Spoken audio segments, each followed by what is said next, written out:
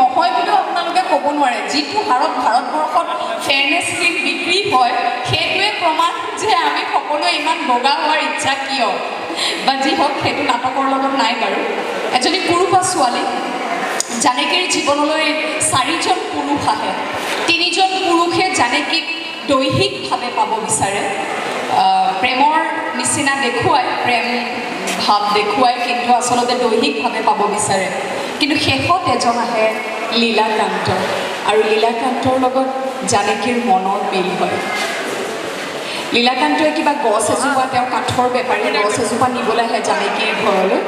তেতিয়া যে অহা যোৱা কৰোঁতে বহুত কথা পাতে জানকীৰ মনৰ কথা পাতে তেনেকৈ তেওঁলোকৰ মাজত কেতিয়া মনৰ মিল হয় ক'বই নোৱাৰে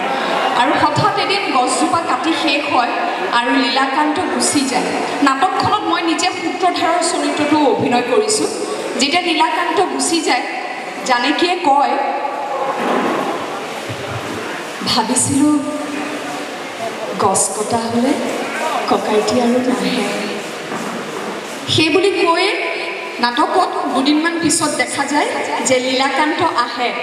আহি পেলাই দূৰৰ পৰা চিঞৰি চিঞৰি আহে আইতাক আইতা অ' আইতা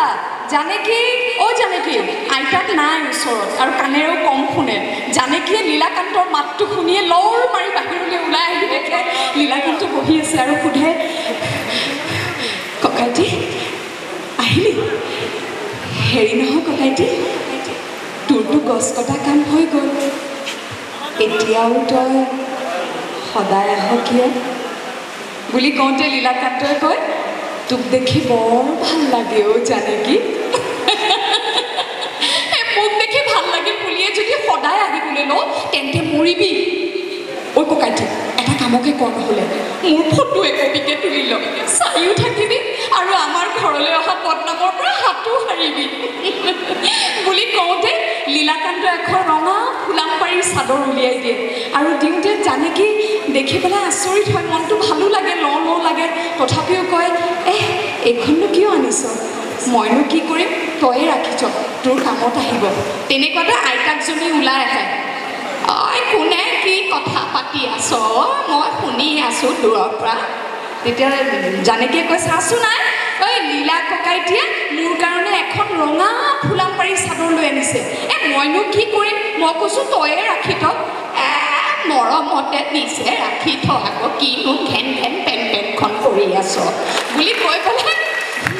আইতাক ওলাই যায় তাৰপিছত আৰু লীলাকান্তই দি পেলাই গুচি যায় কিন্তু কেইদিনমানৰ পিছত জানকীয়ে শুনা পায় যে লীলাকান্তক গঞা ৰাইজে ধৰি বান্ধি ধুনীয়া ছোৱালী এজনীৰ লগত বিয়া পাতি দিয়ে আৰু জানকীৰ শেষ সপোনটো ভাঙি যায় 2 বছৰৰ পিছত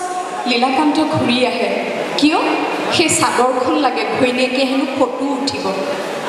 তাৰপিছত জানকীয়ে দি দিয়ে চাদৰখন দি পেলাই সোধে ৰচোন ককাইটি চাদৰখন নি কি কৰিবি তেতিয়া লীলাকান্তই কয় মই বিয়া কৰাই অনা মানুহজনী আৰু মোৰ হেঁপাহৰ এই চাদৰখন একেলগ কৰোঁগৈ বুলি কৈ গুচি যায় সেইদিনাখন জানকীয়ে মনৰ কথা কয় জানো ককাইটি তহঁত লিখা পঢ়া জনা মানুহবিলাকে কি কথাত কি মেৰপাত লগাই কওঁ মই ধৰিবকে নোৱাৰোঁ পিছে এটা কথা মই ঠিকেই ধৰিব পাৰিছোঁ মনোমোহন ৰুদ্ৰ আৰু তপোধৰে মোক ভোক লালসাৰ জুইত সেকি মাৰিব খুজিছিল আৰু তই ককাইটি ৰস দিবলৈ আহি মোৰ কামি হাড় কেইডালতো বিষ ঢালি দি গলি 32 বছৰীয়া জানকীক কোনো বিয়া কৰাম বুলি কথা দিব নালাগে কোনেও বিচনাৰ ওচৰৰ বেৰত ৰাতিখন টুকুৰিয়াব নালাগে কোনেও মালভোগ গ'লে গাখীৰো দিব নালাগে আৰু মোক ৰঙা ফুলামপাৰীৰ চাদৰো নালাগে মইতো কাহানিও তহঁতৰ ওচৰলৈ যোৱাগৈ নাই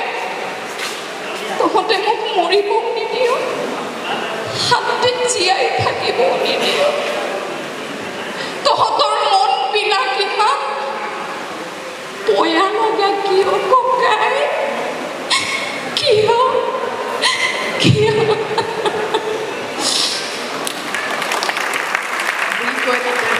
নাটক সংবাদখন শেষ হয় এতিয়া যিয়ে অভিনয়ৰ জগতত খোজ দিম বুলি ভাবিছে মই এইখিনিতে কওঁ যে এতিয়া মই এই সংলাপখিনি মঞ্চত যেনেকৈ কৈছোঁ সেই সংলাপখিনি যেতিয়া মই কেমেৰাৰ সন্মুখত ক'ম তেতিয়া কিন্তু অভিনয়টো বেলেগ হ'ব আজি মঞ্চত যিহেতু আমি এটা প্ৰেক্ষাগৃহত কৰোঁ বা ভ্ৰাম্যমানত আমি এটা অস্থায়ী প্ৰেক্ষাগৃহত অভিনয় কৰোঁ তেতিয়া দৰ্শকক ধৰি ৰাখিবলৈ আমি জোৰ দিবলগীয়া হয় জোৰ দি আপোনালোকক এতিয়া পিছফালে কথা পাতি আছে মানুহ ঘূৰি আছে মই আপোনালোকক ধৰি ৰাখিব লাগিব মোৰ অভিনয়ৰ মাজত গতিকে মই জোৰ দি কৰিবলগীয়া হয় কিছুমান বস্তু হাত ভৰি বা কিছুমান দৈহিক কিছুমান